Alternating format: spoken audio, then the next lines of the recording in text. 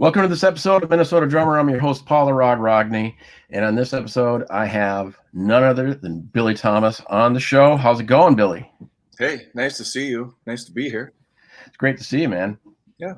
So just a little bit of history to some of the people. I've been wanting to do a story on Billy for some time. And starting last fall, we were going to film, I think, 2 of your shows and then one this spring. And due to 2 blizzards and COVID, I haven't been able to film you yet. Crazy. I know. Both those things were just like, are you kidding me? Come on. And both last minute. Yeah. So on this episode, unfortunately, we don't have any drum solos of Billy or performances from Hairball. Yeah, I know. We got a lot of killer stuff. You have to come to a show. It's really all there is to it. Definitely.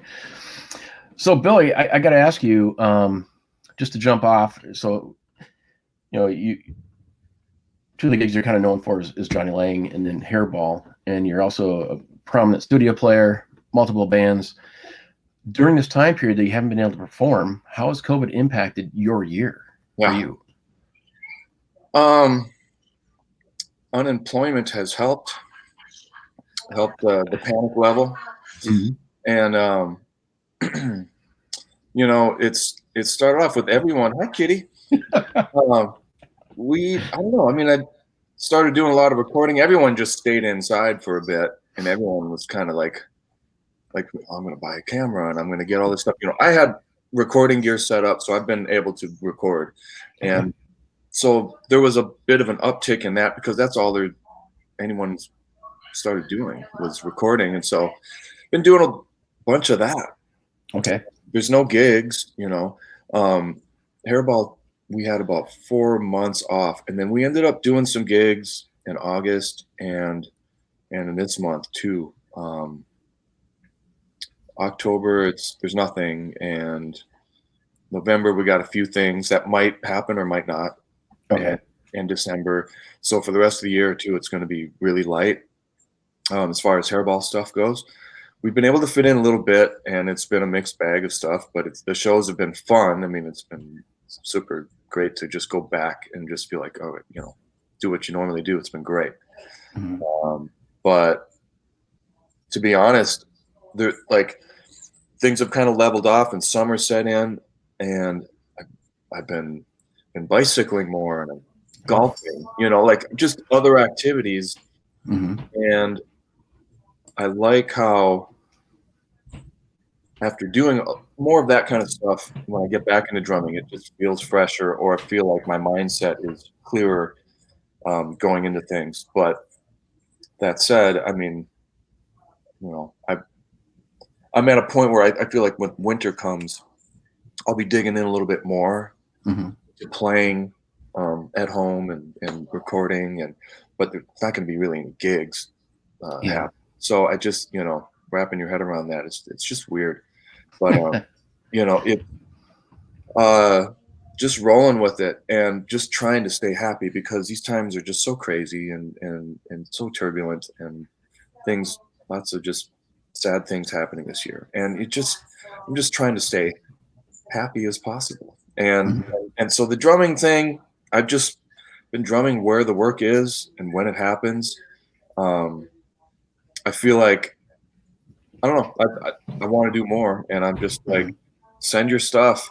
I don't even care what it is, I just want to play on things and just get into my gear and get into my studio and just have a reason to do the stuff. It's lightened up the last few months. I really haven't done that much of stuff. Okay. I anticipate fall and winter picking up with that kind of stuff.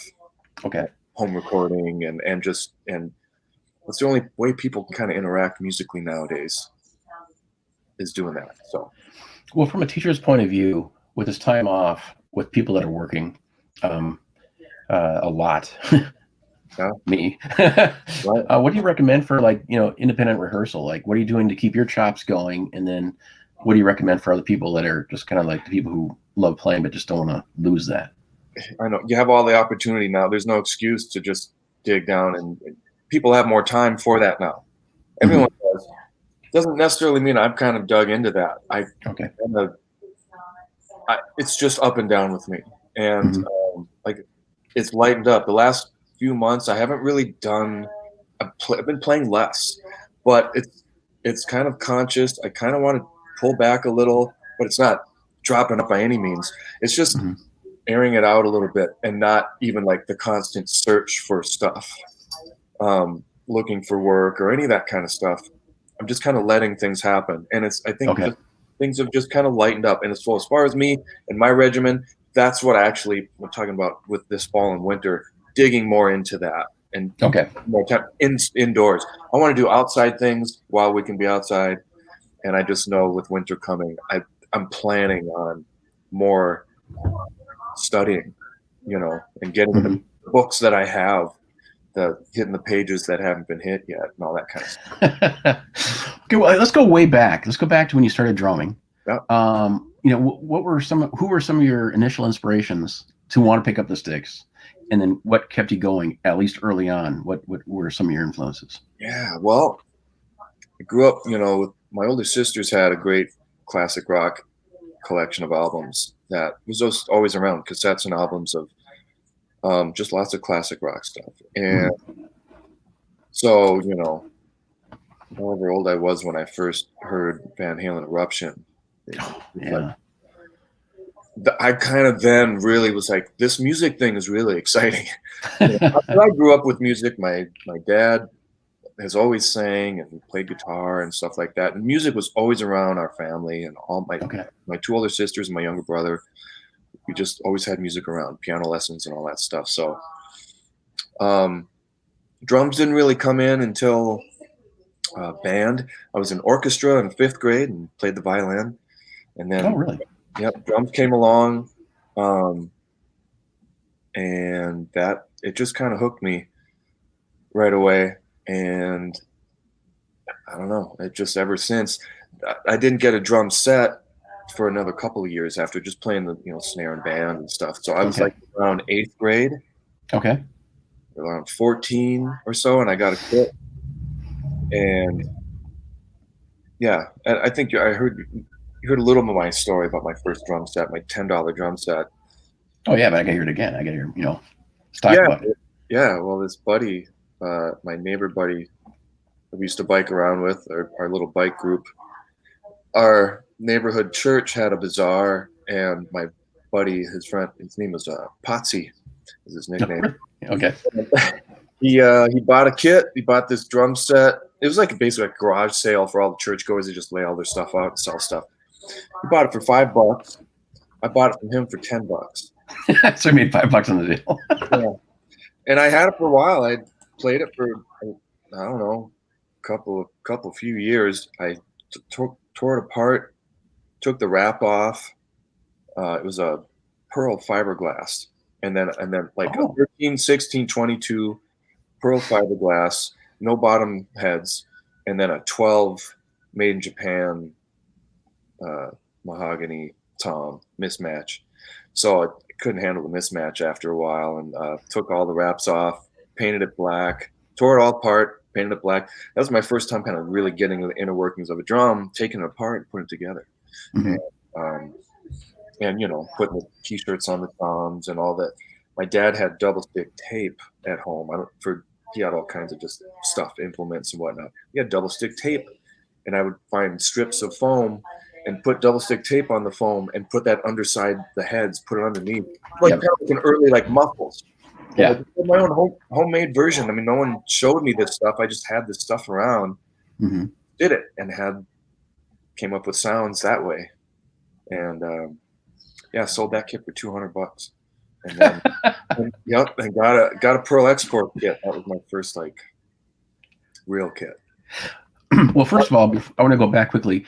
How do you remember how well the fiberglass shells worked and how it sounded? I had back then I had no context to it. Okay. I had this past year. I acquired a kit, a Pearl wood fiberglass kit. Wood fiberglass. Yeah, and that actually was a pretty popular set for them in the, I think, early 80s, maybe late 70s, but early 80s. Was a kind of I guess, sort of an upper end kit, but it was mahogany, the good old mahogany that they made their shells from, but then lined inside with fiberglass. Oh, To interesting. give it more cut and everything, and it totally had more. Hmm. Has a little more sharpness to it, a little more direct. Doesn't have the thick. It took that thickness of the mahogany, but it really added some nice clarity to it. But going back to like a fiberglass kit, yeah, I don't know. And I probably should have known. Maybe picked up on those differences between a mahogany made in Japan tom next to a fiberglass. But I did all those treatments. I tried to make them all work. Mm-hmm. I didn't really know the difference though back then because I just didn't have nothing to. I was the first kit. So your Pearl Export, what year did you buy that? Let's see. Could have been like 89. Okay, so I got to say something. Those Pearl Exports in the late 80s were amazing. They're great. If they would have made 24-inch bass drums, I would have bought a set of them because I used them a lot in the studio, and they just had amazing sound for such a cheap, affordable set. I couldn't believe it. That was at a time when the machining of the kits that were made, mm-hmm. the budget kits, they're like made better than the, technically made better than the pro kits of the 60s and 70s. But we're talking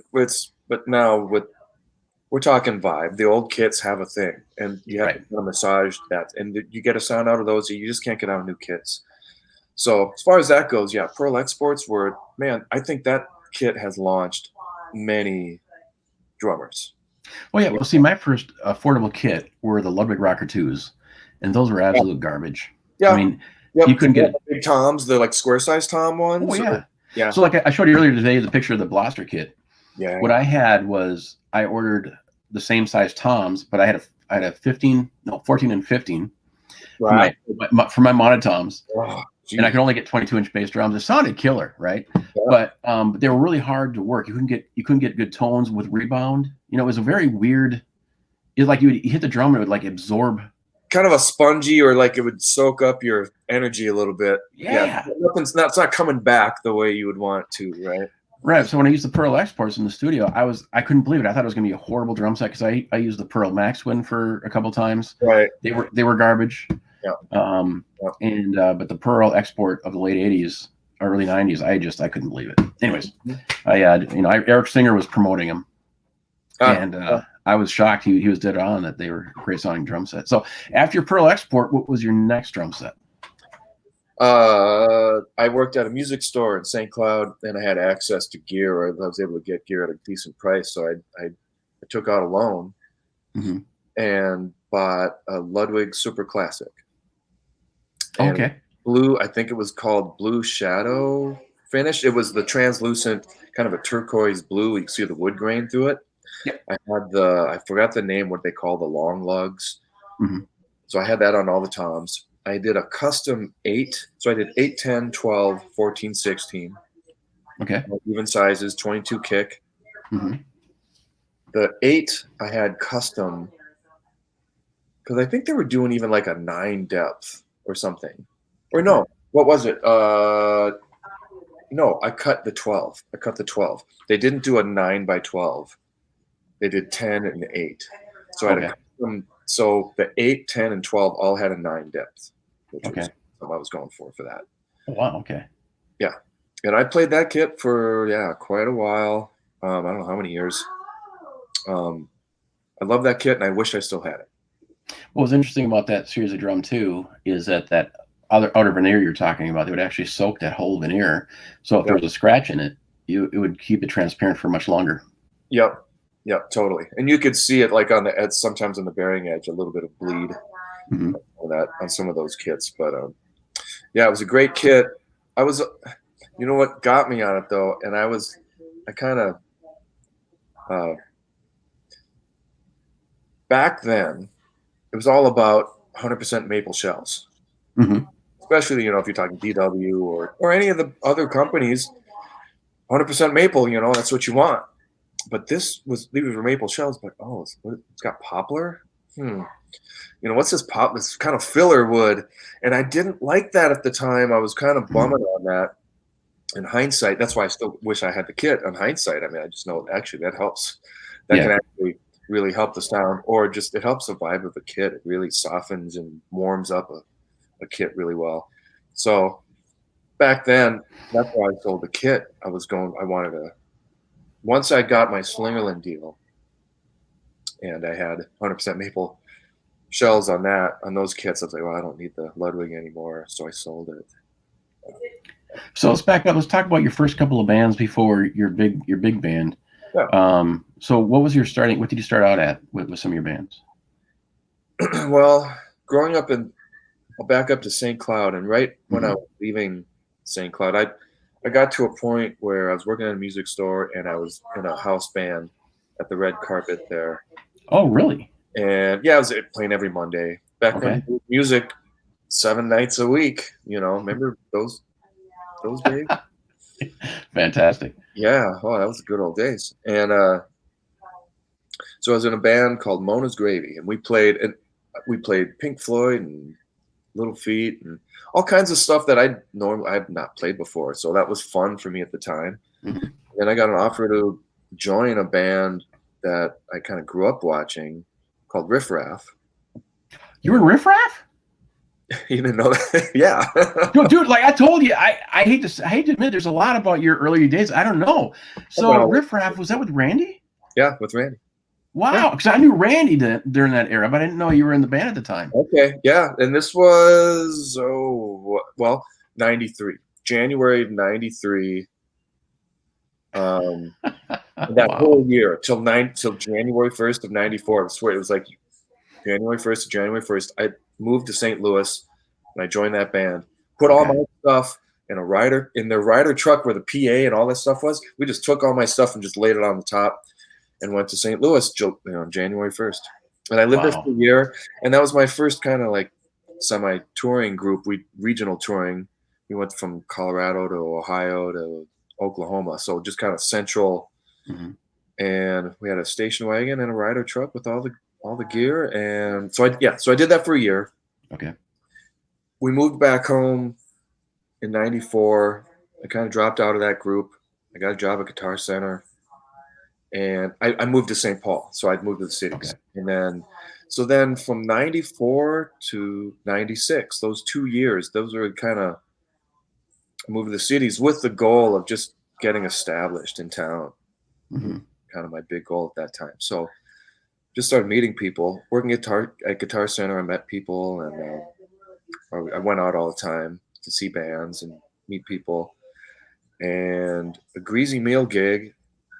I think it was the first Greasy Meal gig ever. I'm pretty sure was there, and I met this guy Ross Hanover, and he had a band. So yeah, basically I went to a friend of mine, Trent Norton. I said, "Hey, I'm looking for work. I'm looking for a band."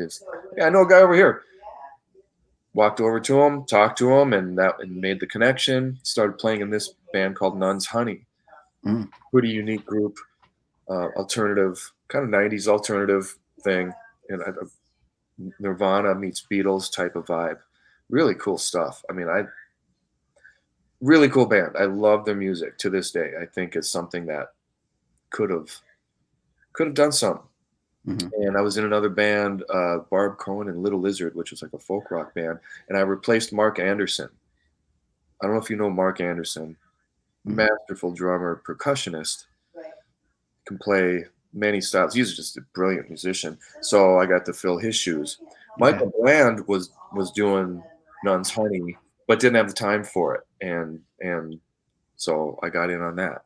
Wow. And so 2 different groups, 2 different vibes, but we played around town, played for the Entry, played First Ave, Caboose, just all the clubs, 400, Five Corners, just all the Minneapolis bars. And I did that for a couple of years and just kind of toiled around and had a day job and did the grind and did gigs at night.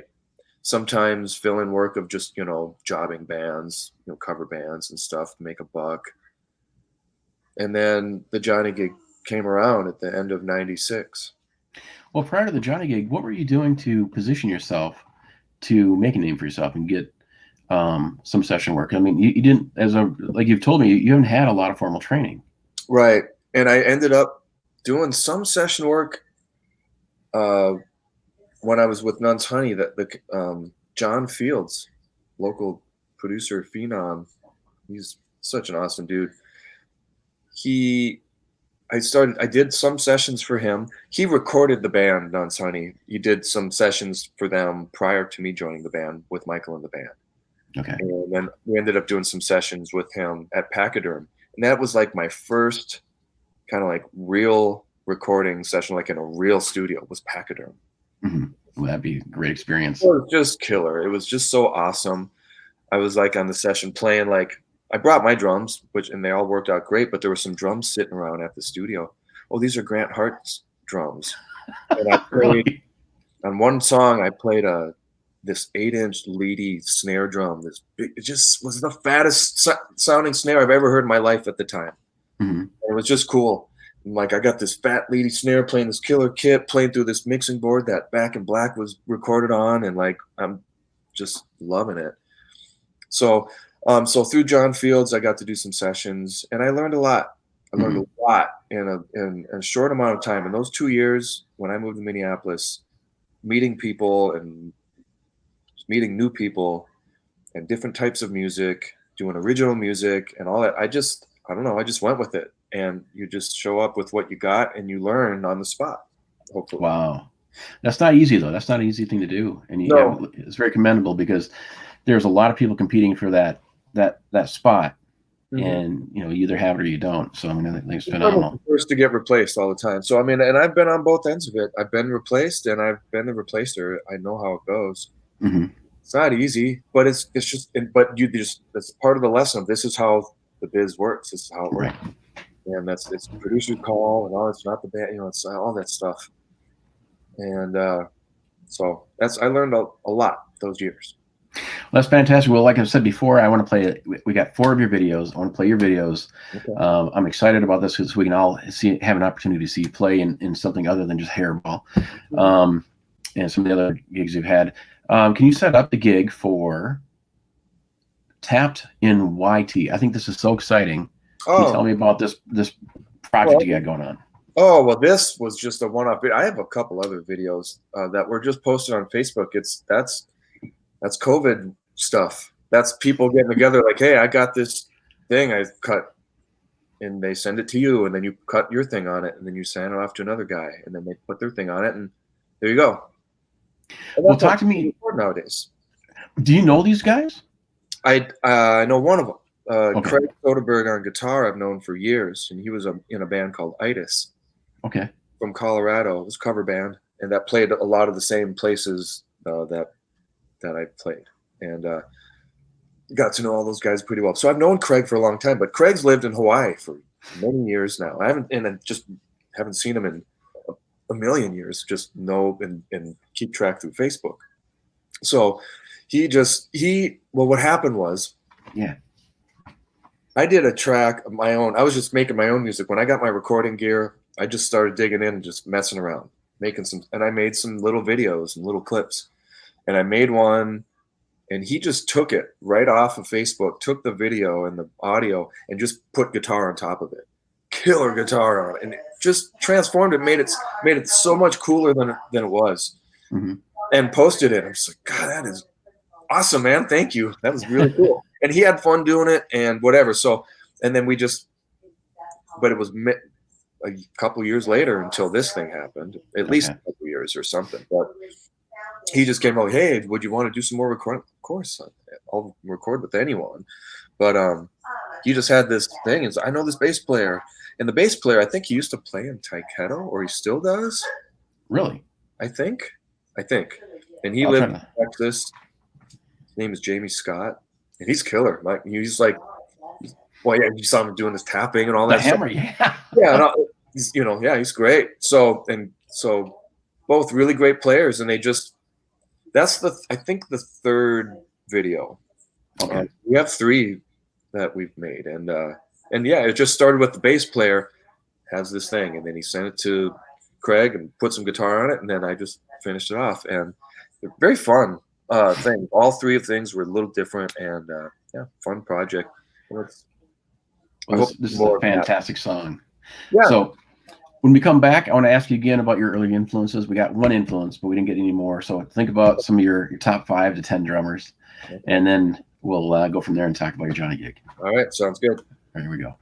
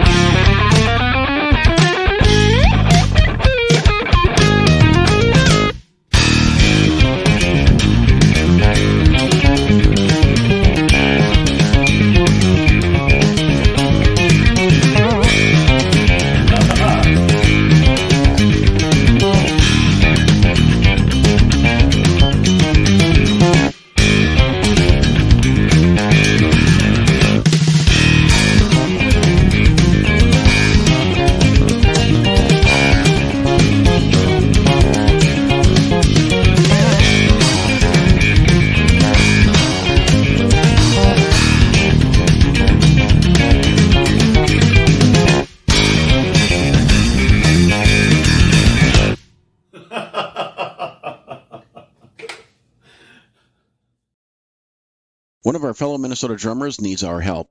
Eric Ballard's daughter, Emery, has been diagnosed with leukemia. Emery was diagnosed with acute myeloid leukemia on August 17th of this year. Emery's current treatment plan consists of her receiving aggressive chemotherapy and then a bone marrow transplant. Eric and his family ask that we follow Emery's progress on their designated Facebook page. A link to the Facebook page will be in the show notes of this episode, and they ask that we keep Emery in our prayers that God will heal their daughter. And this is a point where we can help. Any size donation that we can make will help with monthly expenses and medical bills. I ask you to consider any size donation, even a small amount will help. In these times, I know money's tight. Any size donation is valuable. This is crowdfunding at its best. A link to where you can donate will be on the show notes of this episode. Eric Ballard is a prominent drummer in the Minnesota drumming scene. Please consider donating today. Welcome back. And first of all, I just want to send out my love to Eric and his family and his beautiful little daughter. I hope you guys are doing okay.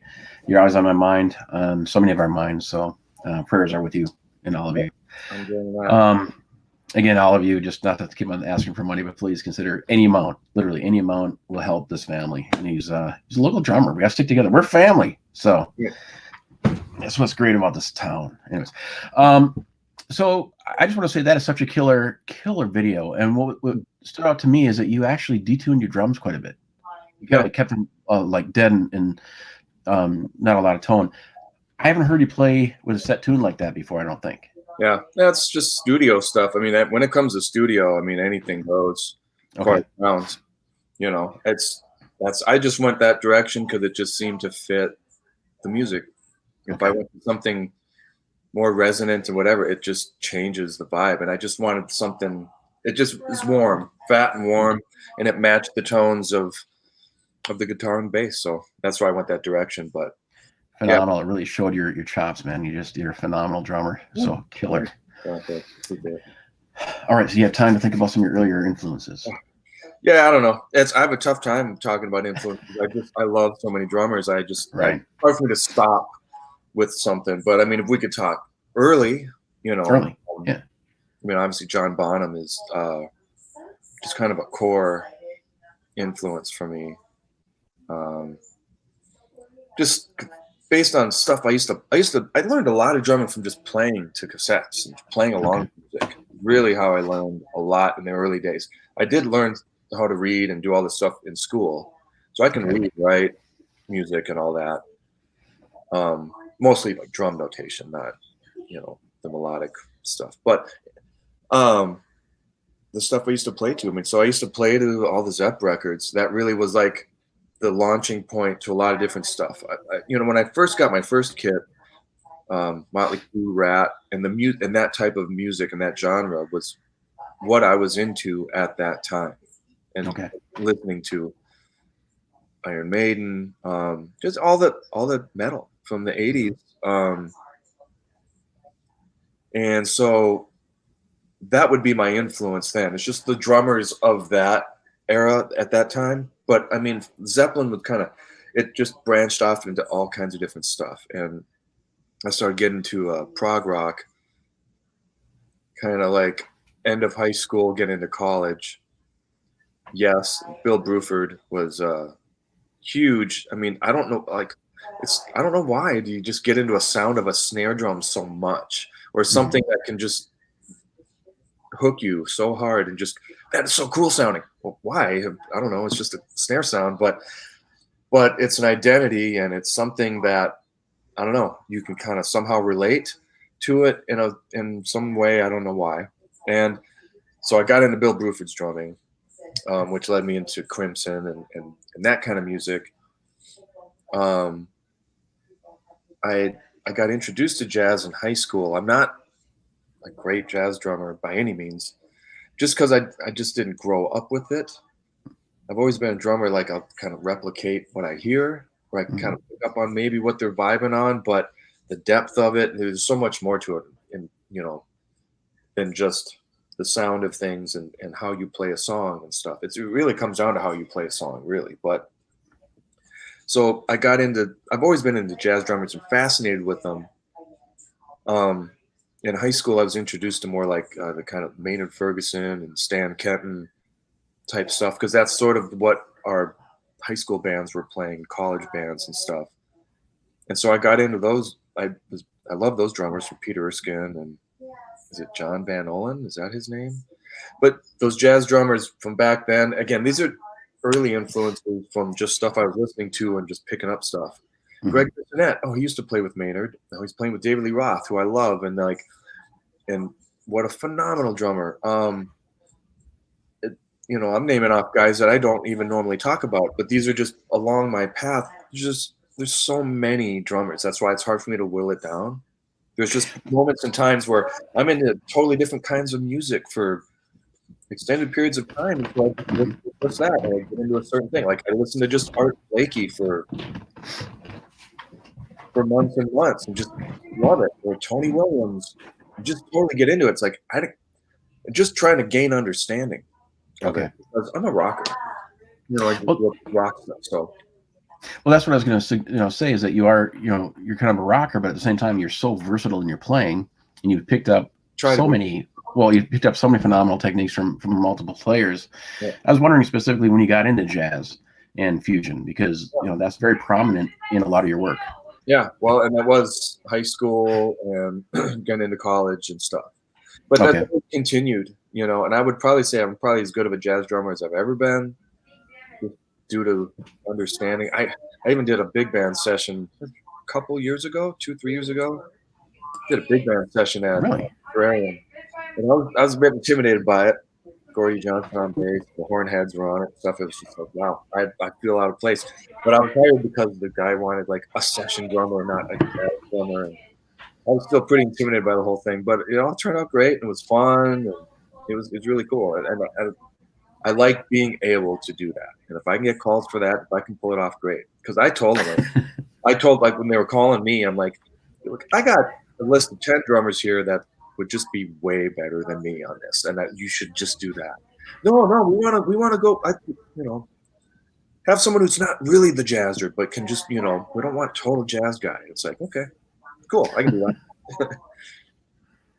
That's phenomenal. Yeah, I just like to do all kinds of stuff. I'd love to play old country music and just boom chicka boom all night. I don't mind that. I just like playing good music with good players, and it's not so much a genre of music, but I just want it to be true to itself and then just have really good musicians, and that's what I have fun doing and being a part of. That's fantastic. So that kind of leads us into your gig with Jonny Lang. How did that come about, and when did you start playing with him? Yeah, an old St. Cloud buddy. He's still one of my best friends. Paul D-Town, guitar player in a band called Slip Twister at the time. And I just kind of grew up with the guy. He worked at the music store that I went to as a teen, and he just, I guess, took me under his wing to a certain degree. Me and my brother, we used to just go hang out with him because he was just a funny guy and an amazing guitar player.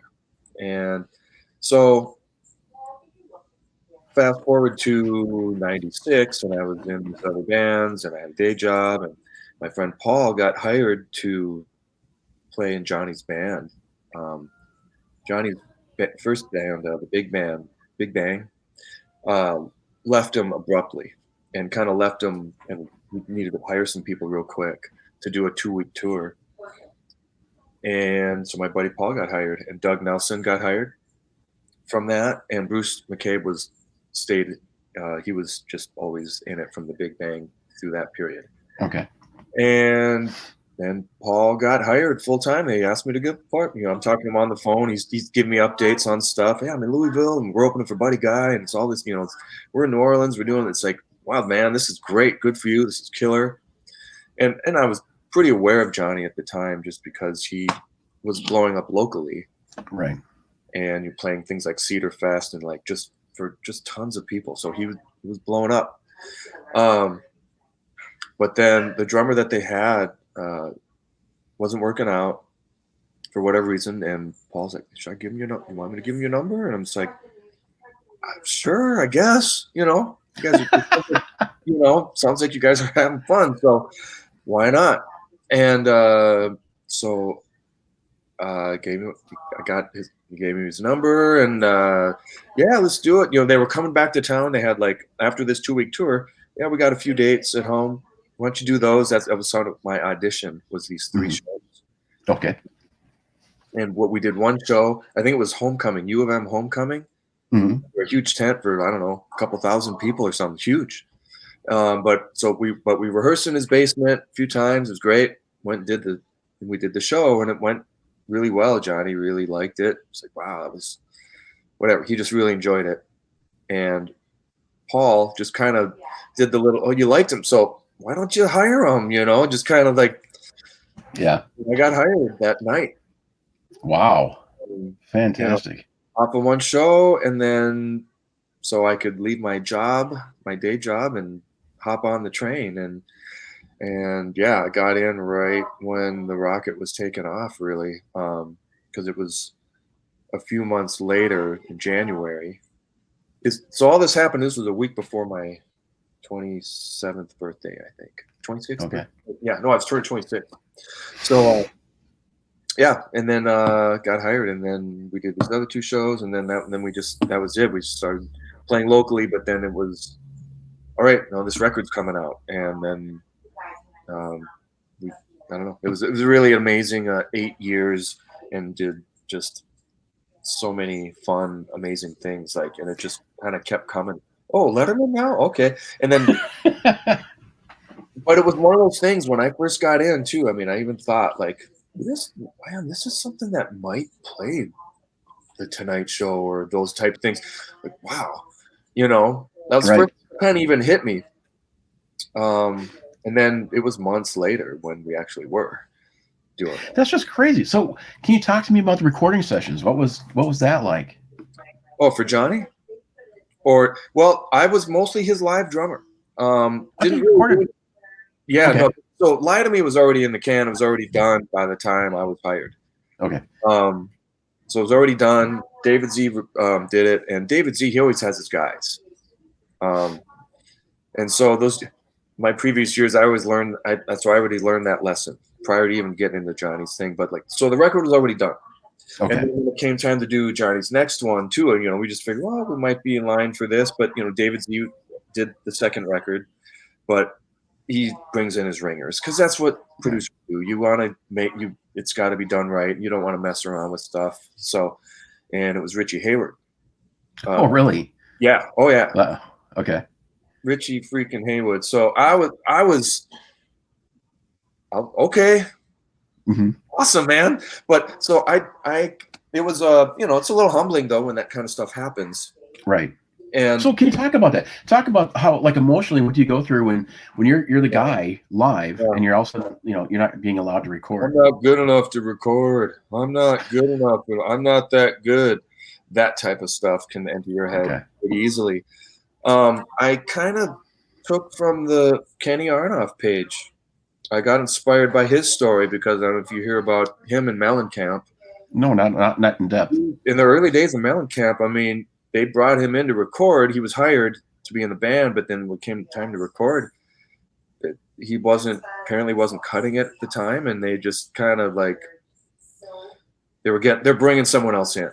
Okay. And Kenny had to kind of set his foot down. Just they were going to fly him home. He's like, no, he wanted to stay, and his whole thing was he wanted to stay and watch and observe and learn from the process and watch what's this guy going to bring that I can't bring and all that kind of stuff. So that story resonated with me at that time where I'm like, it would suit me to do this instead of just sulk or just listen to the record after the fact. If I have the opportunity to come down and hang out at these sessions and check it out, see how this stuff works, it's in my best interest to do that. And so you did that. You actually saw Richie play? Yep. Oh, yeah. And he was great. He was totally cool. And, I'm sure it can be a weird, hey, there's Johnny's drummer over there, and then he's got tracks right there in the room. I can understand all that kind of weirdness around, but it was all cool because I'm just a fly on the wall. Don't mind me. I'm here. But, hung out, talked to people that were all milling around the studio, and you just catch the vibe, see how it works for David and all this other stuff. Now, afterwards, after Wander This World, we actually we did record with David Z for the third record. We started the process. And we came in, I think we cut like 4 tunes, and he brought in he worked with his other guys too, but he did some sessions with us too. Because Johnny kind of, said he wanted to make that call. And the thing is, we did some demos. We're supposed to be demos for Bruce McCabe. Bruce McCabe had some songs for Johnny, in mind for Johnny, and he wanted to cut demos for them. And so we went to the Terrarium, and so it was Paul and Doug and me and Bruce. And as a 4-piece, we just started cutting stuff. Okay. And it ended up being Bruce McCabe's solo record stuff. It would end up being on a record that he released himself. Okay. And but we recorded some of those songs for Johnny as well. Mm-hmm. And I know that David Z heard Bruce's record too, and it's like, who are these guys? It's Johnny's band, dude. Come on, bring them in and cut them. So we had the chance to do that, and we did. And we cut some songs. And then basically the music world it was the beginning of the end of the old music biz as we knew it, the way record companies were back then. So this is when all A&M and Geffen got bought by Interscope, and like all these conglomerate things were going down, like just companies were buying companies and all. So big changes. Wow, everyone at A&M's gone, or like almost everyone that you knew for those years, for those last 3 years or so, 4 years, they're gone, and they're all replaced with Interscope people. And like, so when it came time for Johnny's new record, all the old stuff kind of ended up getting shelved. Somewhere it exists.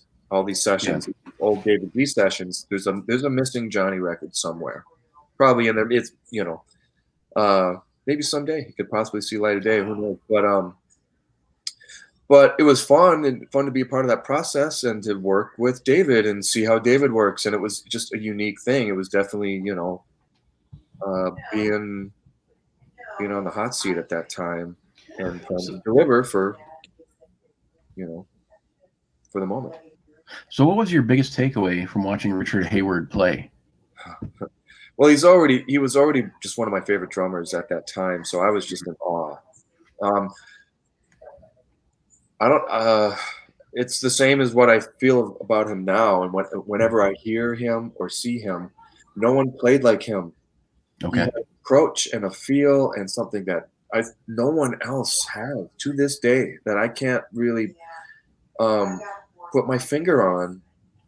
He's his own drummer, and he's just always been such a killer drummer. So, it was just fun to watch. They're creating songs. They're, just watching him in the creative moment, how they're getting along, and how they're communicating stuff.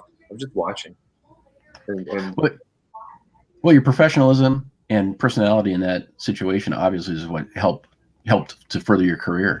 A lot of drummers would not put up with that, and I think that's phenomenal that you did. I mean, that's just a great attitude to have to further your career. To always think of every situation as a learning.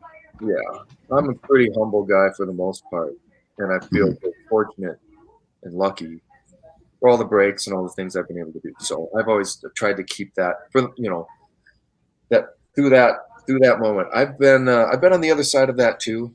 Johnny, I've been to that, like, wow, I'm used to this, and now back to this, and so it's humbling. But I know there's times when I didn't deal with that too well. Okay. And people around me had to like kind of deal with me with that kind of stuff. So I learned a lot with that through the years as well. It's fantastic. So yeah, they're important lessons to learn for anyone to learn, and whether it's in life, but the microcosm of music is very important to work with, and relationships are super important. Well, being humble and flexible as a musician or professional of any level is really what gives you longevity in a career that you love. I mean, you have a fantastic career, whether you feel like you do or not. You do. At least you're not sitting behind a desk rotting to death like I am. So, Sure. quick question: What were you going to school for in St. Cloud?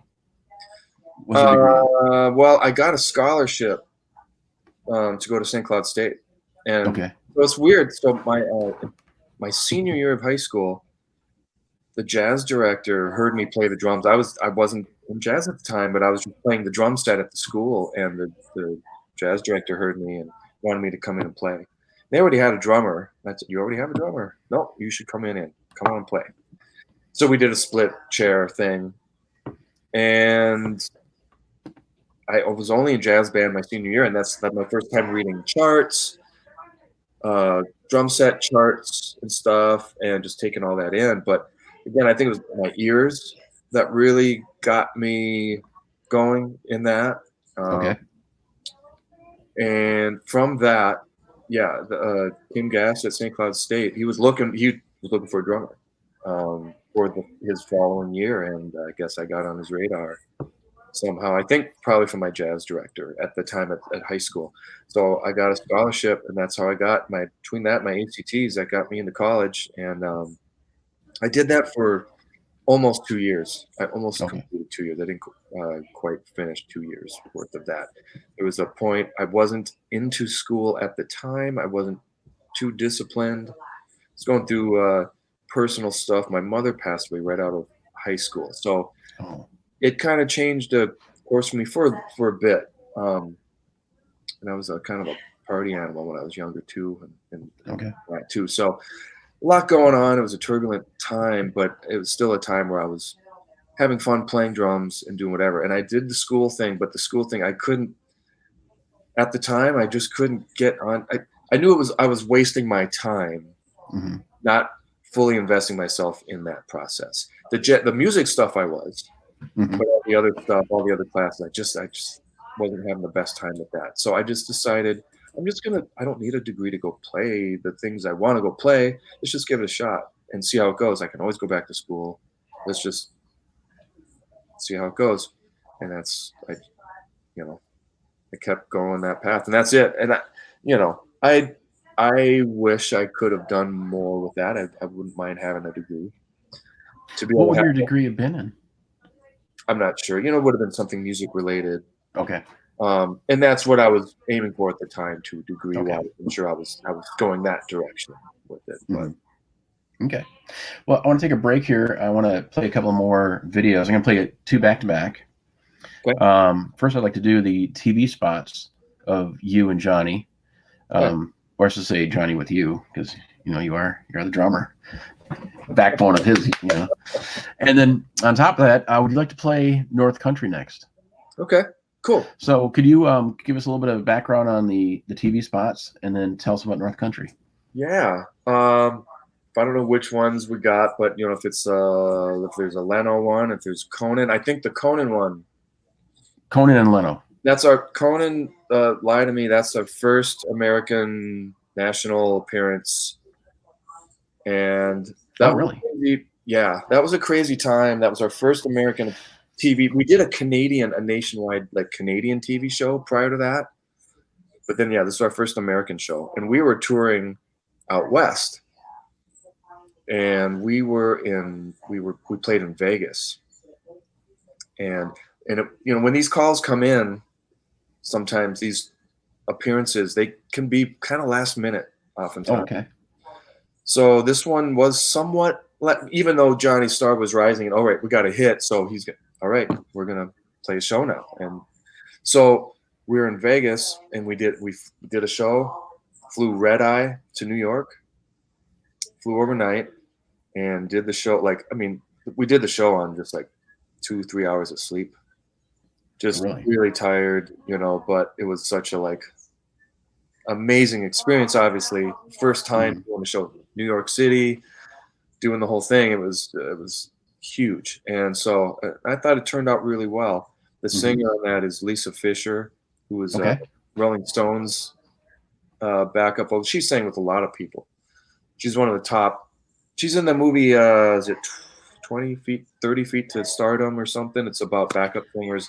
Yeah. Brilliant documentary. She's featured in it. She's unreal. And so that was, it was really, really fun. And to meet Conan and Max and that whole thing. And I think Leno, I don't know which one that is, but that's years later. We played on Leno. 2017. So we watched the videos. The 2017 goes before the 2016. I made a mistake. I apologize. Oh, no. But they'll be reversed. But the backup singer on that one's a guy.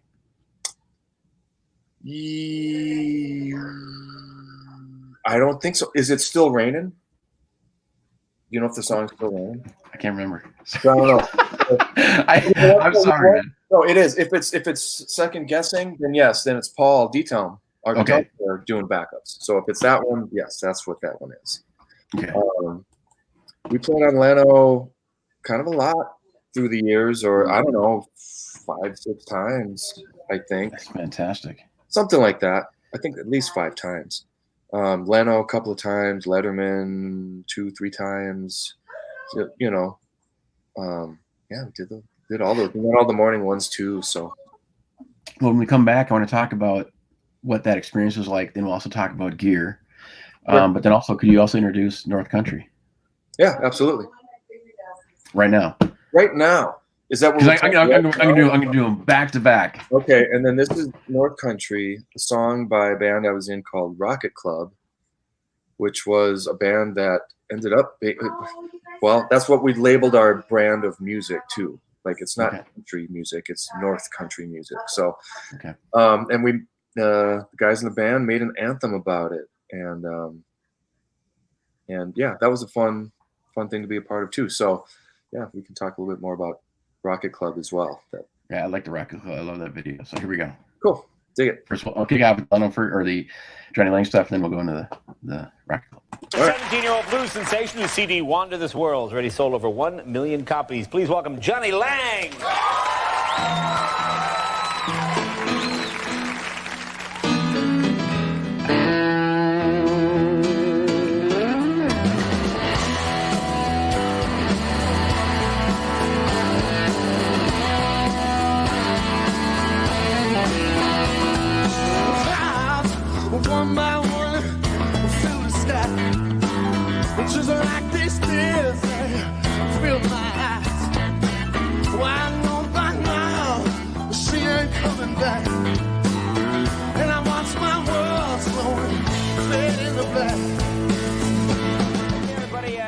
age of 16, when most kids are just learning to drive, my next guest is climbing up the charts with his debut album, Lie to Me. Please welcome, this guy's incredible, Jonny Lang.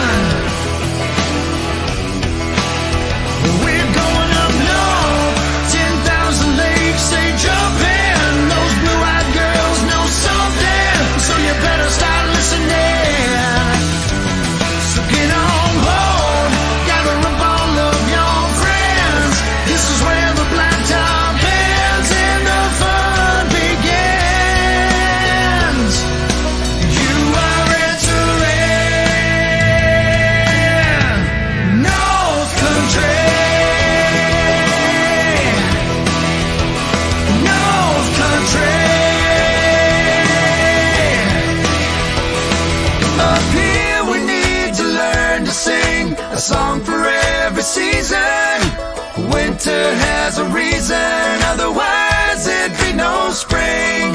When summer comes, we'll soak it in and play our way through autumn. Raise your glasses if you got 'em, and let's toast the whole damn thing.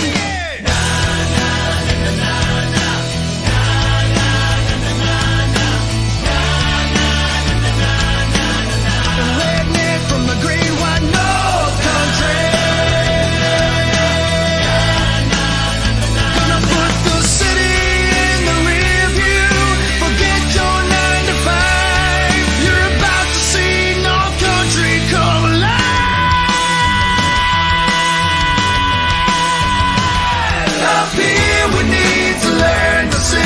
A song for every season. Winter has a reason, otherwise there'd be no spring. When summer comes, we get wild and free. There ain't a better place to be. So raise your hands and sing with me. We're all going up to the North Country.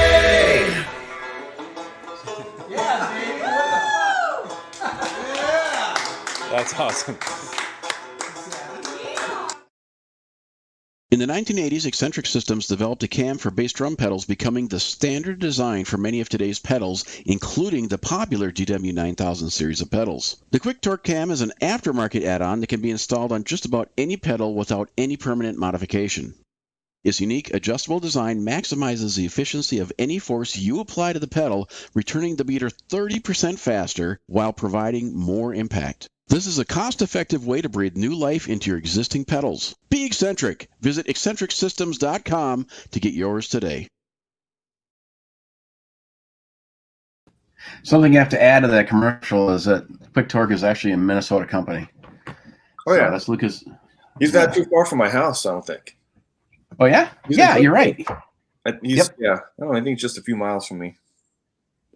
Yeah, so those things actually work. They're really cool. Yeah, I have one on one of my Slingerland pedals. It's great. I'm going to be doing a video on hot rodding your DW5000 pedals, because I have 5,000 pedals as well as 9,000 pedals. Yep. I love the feel of my 9,000s, but with the 5,000s, I just can't quite get them there. And buying new pedals all the time is so expensive. It's always kind of a risk, right? But I've been able to modify 9,000 in your 5,000. Yeah, exactly. In a way. So. And then I also have a linkage from Trick with their new cross linkages between the pedals. For double? For double pedal? Yeah. Yeah. So I'm pretty excited to see what that video looks like. So that'll be coming up soon, people. All right. So let's get back. Dude, I got to say, I love that video. I'm not normally like in the country. I know you said it's not country, but, it looks like you guys are having such a great time, a fun time up north. So fantastic. It's such a Minnesota vibe, It's like, that video turned out well, and it was fun to film that. And actually, I know Joe, the guy who shot it. Oh, you know Joe Branneman. Okay, cool. Yeah, not like friends or anything, but I've done a lot of production, and I know him and his wife. So. Okay. But Joan. Yeah. Yeah. Let's talk quickly about your gear now. I noticed with the Jonny Lang you're using your Slingerland set. Yeah. So when we were talking earlier, I wanted to get an experience or an idea of what it's like to be able to perform in a place like that. Like, do you use your own kit, or do you have backline provided for you? How do they get your gear to the set, to the show? Oh, the TV shows and stuff? Yeah. Yeah, typically rental gear for those. So it's going to be SIR. Okay. And SIR, it'll all be there when you show up. All right. And you got a little time, not a whole lot of time, to get that stuff ready. That whole process of the TV shows, it's the epitome of hurry up and wait. Oh, really? I mean, you're literally just hanging around for doing nothing until, all right, you got 20 minutes to get your gear ready. And then you got to get in, get out. And then, all right, and then we're going to do camera block, but you got to wait another 2 hours for that. All right, come in, do the camera block, and then do that whole thing. All right, you're good. We'll go have dinner and wait to do the show or whatever. And it's just, it's a lot of sitting around, and then just being in the moment and delivering in the moment. It's a crazy situation. So do they have you record separately from the normal show, or is it literally in it's the show. It is okay. But they'll tell you, if something happens, or if someone screws up or something, you can do it again. They do cut, it's the show we see is edited to a certain degree, typically, and at any given spot they'll edit it to make it right, because it's filmed. I think it's filmed. We're done around 5 p.m. or something. It's kind of all afternoon. When you have all that, you're done. Then, that's right, you're done, and then we go have dinner and celebrate, and we just did a show, great. And then you go home. Then you watch it at night in your hotel room. That's gonna be pretty cool. Yeah, it's weird. It's such a surreal thing to be in the room, waiting, and you're watching the show. That there's TVs in the corner of your room, and you're watching the show happen. You can hear the band in the wall next door. You can feel them. And watch it on TV at the same time, and it's just weird to in real time doing it. It's a trip. But. Who's your favorite host, Leno? Leno's always been. They all were super cool. I think Dave. I love Dave Letterman. I passed him in the hallway, and he was just after, nice show, guys, or nice job. It was just me, and he just, nice job tonight. Well, thanks, you too, Dave. And so he was cool. Jay always pokes his head in the room before every show. Like that just was his thing. He'd always come in and say hi. And I think Conan may have after. I know after the show we talked a lot. After the shows, they're kind of available and like we're all in the hallways milling around, just talking and stuff. And Conan's a guitar player, so he had a lot to talk with the guitar players with and stuff. But it was cool when Max was there, and just Max for a bit. And it's really cool. So, what's it like talking with Max? It's great. I mean, what did you talk about? I mean, you talk about Springsteen. Talk, and I'm not going to toot my own horn on this, but that first Conan thing, and it's funny when I watch it, I go, man, we played that song fast. We played it back.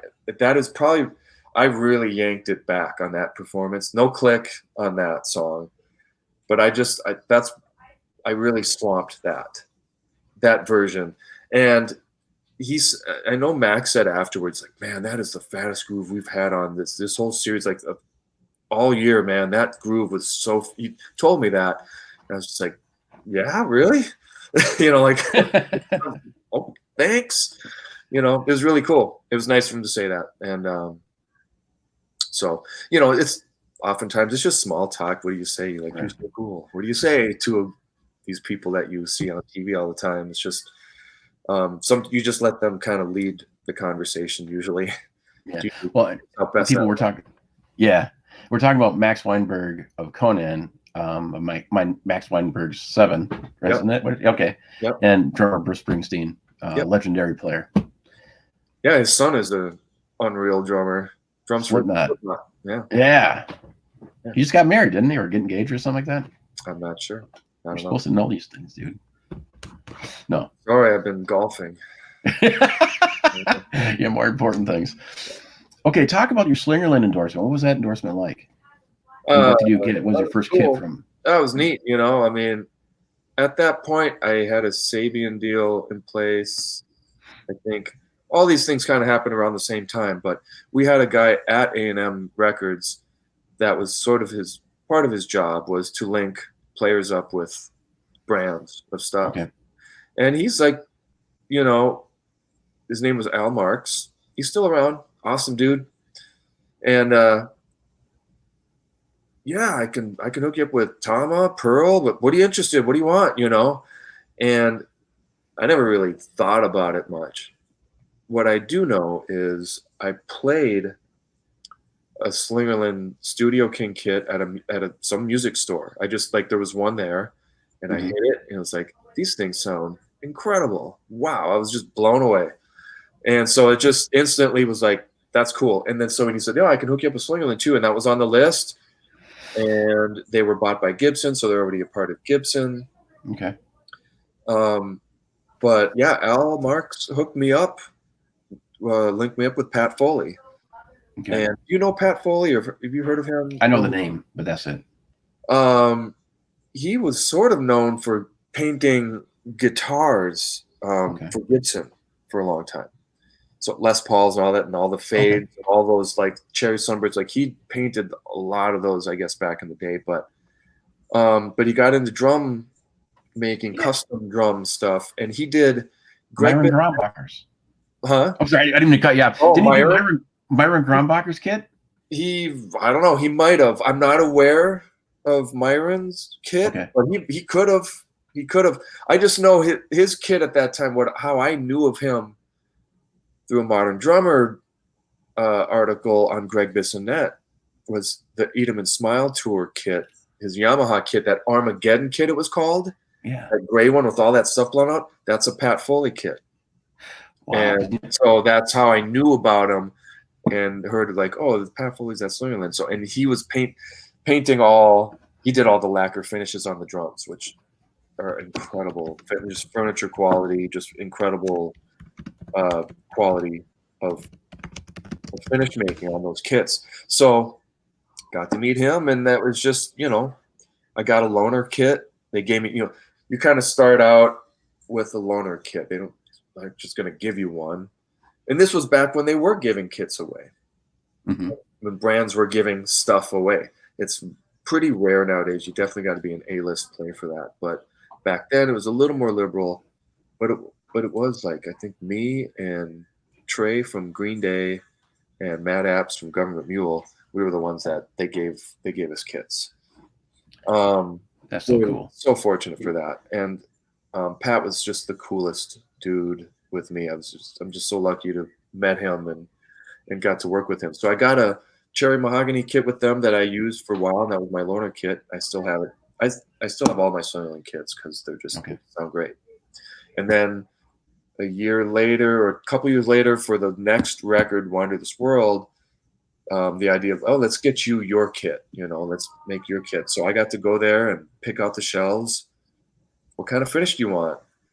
Let's do something different. Let's do if we have the opportunity to go custom, which we did. And then he did a special finish for me, kind of an antique maple thing it's just a gorgeous kit. And I still play it all the time. You'll see it in my little videos and stuff, but I record with them at home because they're just such nice sounding kits, and you can do anything with them. And so I take them to sessions with me all the time or record with them at home. Okay. But super lucky. And so I stayed with them all through my Jonny years. Mm-hmm. And I got a third kit from them a little late, like after one of my last, actually, I think it was right after my last Jonny tour. I actually got a kit after that. Okay. So I got a few kits from them, and I love them all, and I was very, very fortunate to hook up with that. That's totally cool. Now I was going to say, if I could totally geek out for a second here. Yeah. I do know the name Pat Foley, and I know why now. He painted my Bobby Blotzer drum set. Get out. Yeah, dude. So I just found an article on Modern Drummer. Oh, man. So it was Myron Grom. He did Myron Grombacher's kit. He's Pat Benatar's drummer who had the Japanese kit with the swirl, the cool stands, the mic, cool cymbal stands and stuff. Yeah. He did the Blosser kit that I have, and I sent Billy pictures of my rat drum set that I have from Invasion Privacy Tour. I just got to say it because I'm a dork, okay? Yep. But I got to let people know that I have this set, right? I can dig it, man. I can dig that for sure. Dude, that is so cool. That is so cool.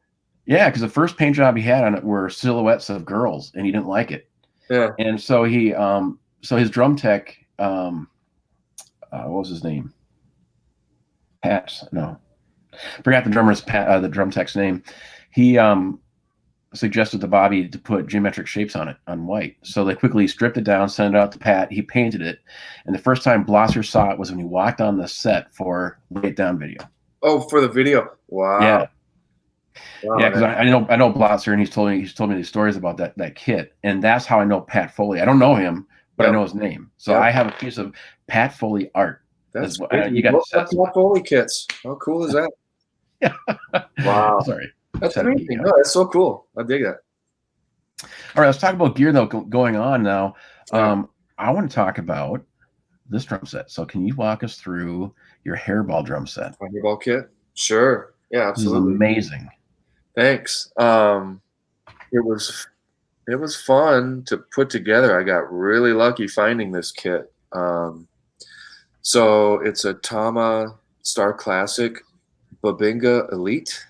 Mm-hmm. So it's a Japanese-made Babinga kit, not the Chinese one. They're just outstanding drums. I just cannot say enough about them. They're incredible. They sound amazing. They're articulate. They're deep. They're rich sounding. They just are powerful drums. And I got lucky. I stumbled upon this kit. What was the shop? The drum shop in Northeast. That was Drum Loft. Drum Loft. Yes, that's not there anymore, right? Yes, correct. Drum Loft, and it was in on consignment, I think. This kit was there so by the time I got the Hairball gig, I need to come up with a kit, and I've never owned a double bass kit. I've always just used a pedal. Really?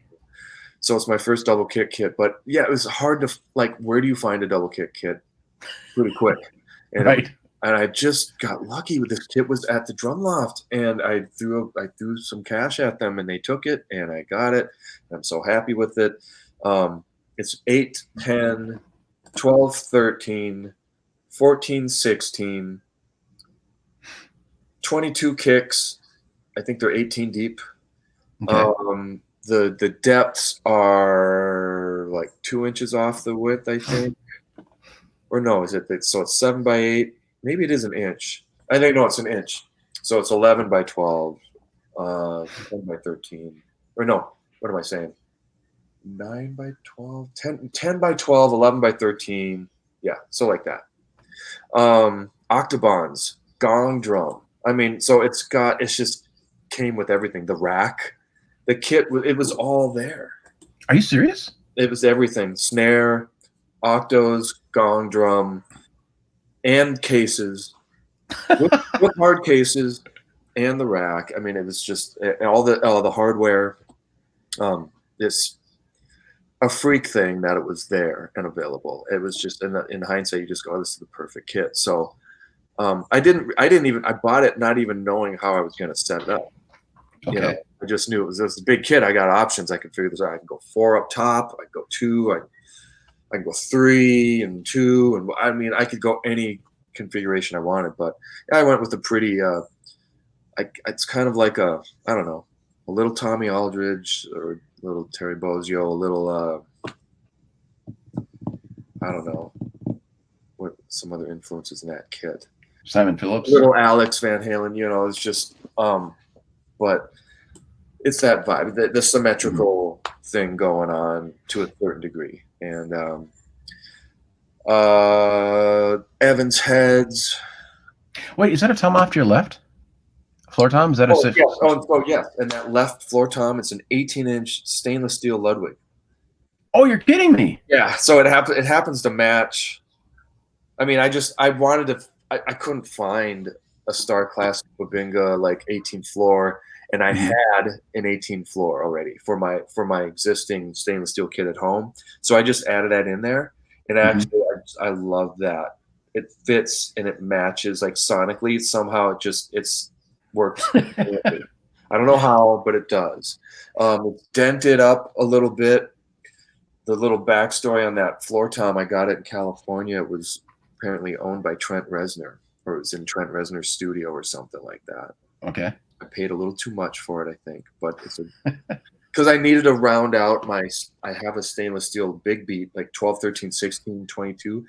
Okay. But I wanted to be able to do like a Bonham-y type of thing, and I needed an 18 floor, and it took me a long time to find one, and I just went for it and got it.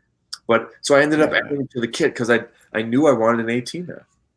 And I'm used to that, and I love it now. And actually, I have a trigger on it too. That, I mean, the 18 sounds huge as is, but I have like I'm triggering some massive sounds within that drum as well too. So it sounds pretty cool. What electronics are you using here? Off to the left, so the little iPad that I have runs my mixer and a sometimes click track. Okay. Independent of just my own click track for reference. Mm-hmm. And then I have it's called a TM6, a Roland TM6 trigger module. Mm-hmm. And it's built just for triggering. I used to have the Roland SPD SX. Mm-hmm. And I used to trigger off of that too. I used to do kick and snare from that, and I triggered some sounds through that. It triggered okay. But since I got this trigger module, it triggers way better, way more accurately, way better. And you can make and create sounds and layer sounds. It's a really, really awesome device to kind of hybrid your kit, to take your existing sound and just layer sounds on it. Okay. Triggers really well. So I trigger both kicks, snare, floor tom. So that's 4 inputs. Yes, and I have one pad. After your ride, right? Yep. I have a pad between, right by my ride. So it's triggering 6 things, right? 1, 2, 3, 4, 5. What's my 6? I can't even. Oh, and a foot pedal on my left side too to trigger some things. So, I Kick and snare. I mostly just do kick and snare. I'll layer in sound. So like, let's say we're doing Def Leppard. I got the Def Leppard sounds right there. I can create sounds that are like, it's very easy to make the sounds that I need. If it's like, okay, I'm doing a Motley Crue song, and I listen to that song and hear that sound, I can tune it, find it, pitch it, do all this stuff, and layer that into my sound. It doesn't take too long. It's pretty easy to work with. It's a really, really neat module. And for something like Hairball, where I'm doing lots of different acts, and I want to try and hone in on those sounds best I can. I got one kit, but this gives me some more width sonically to work with. And it's pretty cool. Oh, that's fantastic. So can you also walk through your cymbal setup? Yeah, I've been with Sabian cymbals for quite a while, and they've been really, really nice to me. So with this, I'm going all bright sounds, just going for cut. And so I went to the Sabian. I'll give you my update. I went to the factory last year, and so some of these are going to be ones that I picked out from there. So the hats are, they called it a fusion hat top, but it's basically an AA top. Okay. It's the same thing as an AA, but it had a fusion hat mark on it. An Evolution bottom, HHX Evolution bottom. Those are 15s. It was just a magic combo. It just worked out great. I've used other combos. I've used the AAX accelerator hats in the past, and Paragon hats, and combinations of those two. And I used to use those. This is my current combo, and I love it. It's just so easy, really crisp, but they open up really wide. Crashes left to right. Let's see, mostly AA explosions. So I have a 17 explosion left, 18 explosion on the next one. The one on my right, what is that? Is I'm using something different there. Sometimes a vault crash. But what is that? I can't even remember. And then a 19 explosion. What's the one? I'm drawing a blank. Well, they're all AAX. Okay. The Chinas are Paragons, 19-inch Paragons. I got a couple of Radia cup chimes on top of my 18s in the center. I have an 11-inch AAX Splash. Or I think that's the Max Splash. I think that's the Portnoy Splash. It's 11-inch. Okay. The ride, I used to have an AAX or HHX Power Ride. It's a great rock ride, but I replaced it with the AA Dry Ride 21-inch. It's a pretty standard ride, like Chad Smith and the Peppers, that's his main ride, and I know Ray Luzier uses that ride as well. And then I have a second ride that's a 20-inch El Sabor that really opens up. It's sort of my wash ride. Now, is that the one you're using on your the video for Demented Waltz? No, totally different. Totally different ride. That one, that ride, and I don't even think they make that one anymore. It's a not Raw Bell. It's a Raw ride. It's the HH Hammered Raw Dry ride. I don't know, something like that. They don't make it anymore, but it's an unlathed, hammered, really dry. It's a lot like. It sounds sort of similar to my David Garibaldi Jam Master, but it's a little drier. Okay. Because it's not polished or lathed or anything like that. So in December, we did an update with you on your visit to Sabian. Was it December we did that article? Yeah. And it was wonderful to see everything that Sabian's been doing. I did not say feisty. Okay. Sorry. But I've been really excited about their Ankh symbol that the Sabian's been doing. And they're doing a lot of creative different tones and sounds. Totally. I've never heard the Paragons. And that was the Neil Peart series. Can you tell me a little bit about what made them special cymbals? The Paragons are they're crisp, clean sounding. All the along the whole line, it's very clean. The crashes are bright, and the rides and the hats are very clean and crisp sounding. but with it, like a mix of, I think it's like their AA series, their regular A's kind of series, but I think a little bit of AAX hammering in there. It's a mix of the two types of hammering, but a little, like the ride is a little thicker than you'd think. And then even the hats too, they seem a little thicker, which can sometimes translate to clangy, but they're not really clangy. They just have a nice bright thing going on, a lot of energy to them. Great for any rock drummer. It's a great rock line that's not too thick and clangy. Okay. No, I just love that set. And what else? What do you use primarily for, like, when you're doing session work at home? Yeah, could be anything. So obviously, like the Slingerland kits are for like my modern sounding kits, and then a lot of vintage kits, old Ludwigs. Got a 50s Radio King, Slingerland Radio King kit. Wow. I got a Slingerland Concert Tom kit, stainless steel kit, Ludwig stainless steel. I have a Heyman kit. Have you heard of Heymans? Yeah. Yeah. 5-piece Heyman. That thing sounds incredible. So can you tell me this? I've never touched one. And one of the articles that I read about this, I interviewed Bruford a number of years ago. And he was one of the few. He had a Heyman Tom in one of his kits. Yeah, and I asked him specifically about what I'm going to ask you in a minute here, and he had no idea. He's like, I don't know.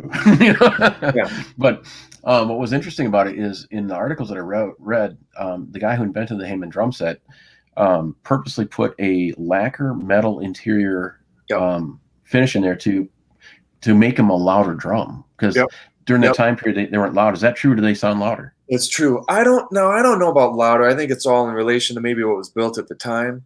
Okay. I would say the kits that are built now with sharper bearing edges and harder woods are probably louder than this. This still has a vintage vibe to it. I know they did that because back then kits weren't mic'd up as often or mic'd up as much. And so that was sort of a selling point. And Ludwig did that with their kits. That's what the white paint was sort of for too, to kind of, but that guy, the Heyman guy, they claimed that it was a harder, more durable, it was a better sealer than Ludwig, is kind of what they were selling it as. But they also infused metal particles in it. And they very well may have. It's nothing you can see. Okay. Give me 10 seconds. Oh. I think we're going to see Heyman people. That'll be exciting. Heyman are legendary, and I need to learn a little bit more about them, but they are very important, and they're around for quite some time. A lot of players used them for a short amount of time, and oh my goodness, I can't believe this. This is and it's shiny. I don't know if you can feel. It's hard to probably tell through the head, but it's a lot glossier.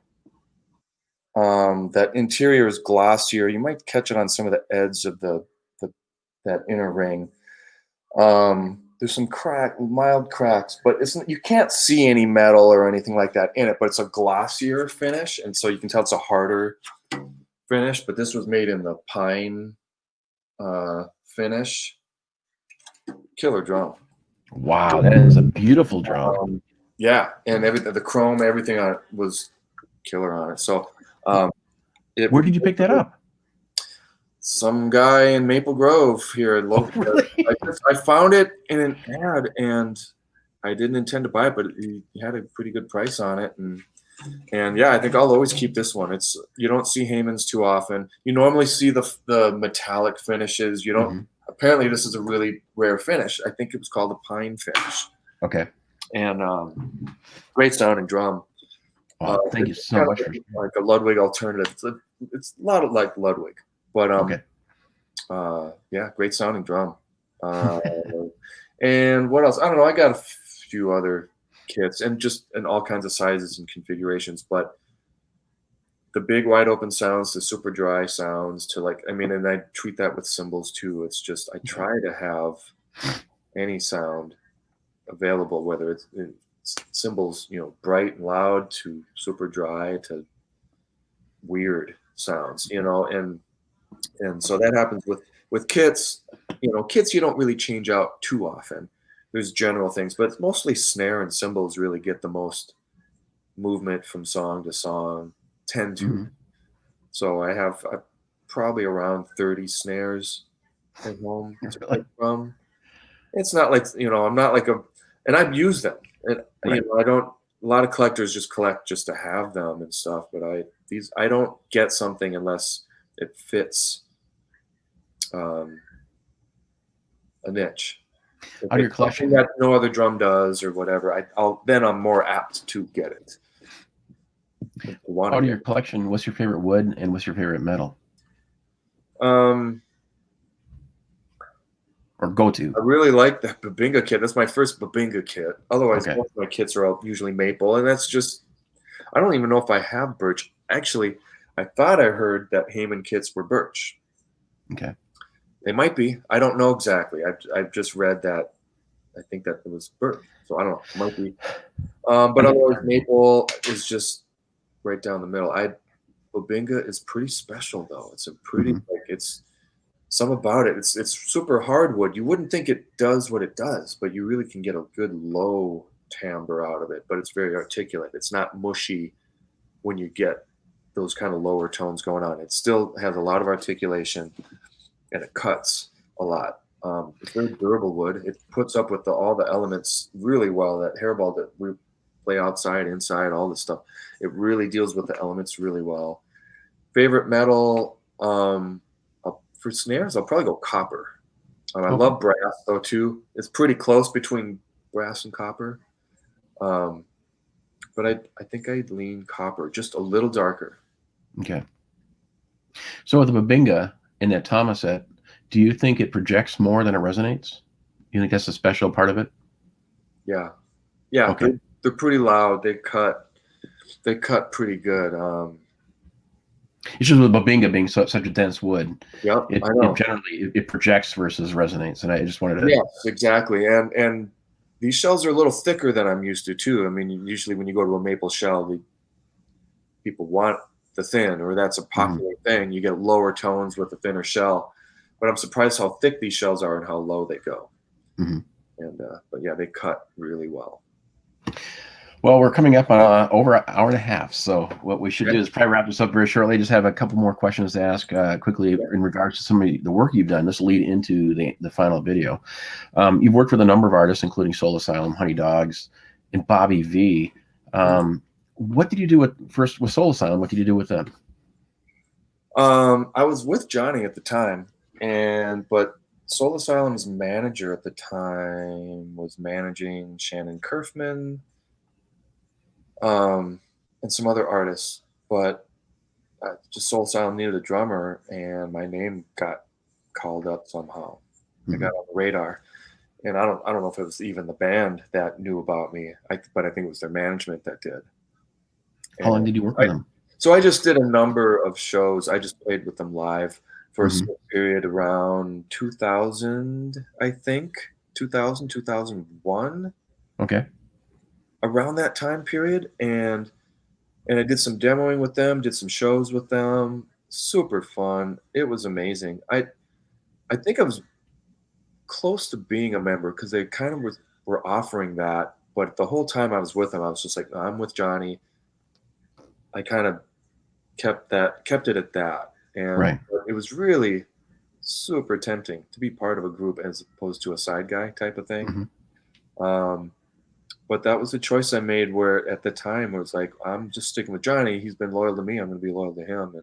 And ended up doing my last tour with Jonny after that. But when I did that last Jonny tour, and then Michael Bland got in the picture with them, and he's been with them ever since, and he kills it with them. So of course. And then Honeydogs? Yeah, Honeydogs. Similar. Well, I don't know. I guess I've known all those guys. Trent Norton, who I spoke of earlier, I've known him for a long time. He's one of the guys I've known the longest since I've moved to the cities, and so he's the bass player in that band. Okay. And a lot of them are in the band Hookers and Blow, or there's a cover band called Hookers and Blow. They're called Sunshine Committee now. I think so, but through that, and so I know when Noah left, but Peter Anderson, I don't know where I fit, where I was just doing shows with them for a certain amount of time. And there was one crazy, at some of my busiest times too. I had one weekend where I played. was like I played Friday night in Tulsa with Jonny, flew to Long Beach to play with Soul Asylum the next day on Saturday, flew home and drove to Duluth to go play with the Honeydogs on the Sunday or something like that. 3 days in a row, 3 bands, 3 cities, flying around. It was pretty crazy. That was a very busy time for me. That's rock and roll, though, man. That's right there. Sure is. That's choice. Yeah. No, it was really cool. It was fun to it was a weekend. It was fun to just even say that I was doing that. It's like, it was fun. It was fun being that busy. But, and yeah, so it's just, and that's the way the Minneapolis scene is. You're not too far from anyone knowing someone. Everyone knows each other to a certain degree. So, well, the Galactic Cowboy Orchestra too. I'm so impressed with your playing. There's 3 players that have been with that band that are just phenomenal. Alec Tackman, I just spoke to, had him on the show, and he talked about that. I am just blown away by your work with that band. Yeah. You did, how many records did you do with them? I just did the one. Okay. I wasn't with them for too long. Mm-hmm. But yeah, it was fun. I really liked being in that band and playing that music. It was a fun turn for me. I mean, I think I was right out of Rocket Club. Okay. And because that was starting to come to a close, and then this and when that happened, I think that kind of opened up, because I think they were interested in me earlier, but I was busy, and then my schedule opened up, and I ended up doing this. And very fun band, very just weird, eclectic, along the lines of music I like. I like weird music. I like strange stuff. I like proggy things. Anything of that style. So Dixie Dregs, all that stuff. I love that stuff. So King Crimson, Mahavishnu, all those sounds that they have, I was just into it. So, and it lasted for a while. We toured for a while, and then I cut the tracks, and then we just had some interpersonal things that didn't work out, and I was let go from the band. We're all good now. It's all water under the bridge, and it's all good stuff. But it was a fun thing to be a part of, and it was fun making the record. But it was weird. I did my tracks. I did in the winter time, and the album, it was almost like a year later. Like they doing for them to finish their tracks. We cut live, but we just did mainly get the drums happening. Okay. So we had all those, but half that record is out too. Okay. So I'm on half that record. Okay. So, yeah, but that was fun and fun music to play. Love, I just like something different. So, as you've seen in the course of my career, I guess I've done lots of different things, and there's more. Well, we definitely have to do a second show. I can have you back on so we can talk more in depth about specific items, because this is a great introduction to your career, but like you said, it's a very broad, phenomenal career. I'm becoming such a huge fan of your playing. I just love what you do, and just seeing the breadth of what you're able to do. So thank you so much. I appreciate that very much. I really appreciate your time on the show too. So let's close out the show with Demented Waltz, and if you can introduce the song, and then we'll have you back on soon. Okay. Galactic Cowboy Orchestra. Pretty weird music. It's awesome though. This is a song called Demented Waltz. It's got some pretty angular guitar playing in it, and it's all full of time signature stuff and all that, but that was a fun one to make, and I made a little clip for it because I recorded all the sessions for it, my drumming. I recorded all that stuff, so I figured I'd make a little clip for that. And no one's ever seen this, I don't think, so I think this is the first time anyone's going to see this, and probably the first time most people have heard this music. So but enjoy, have fun.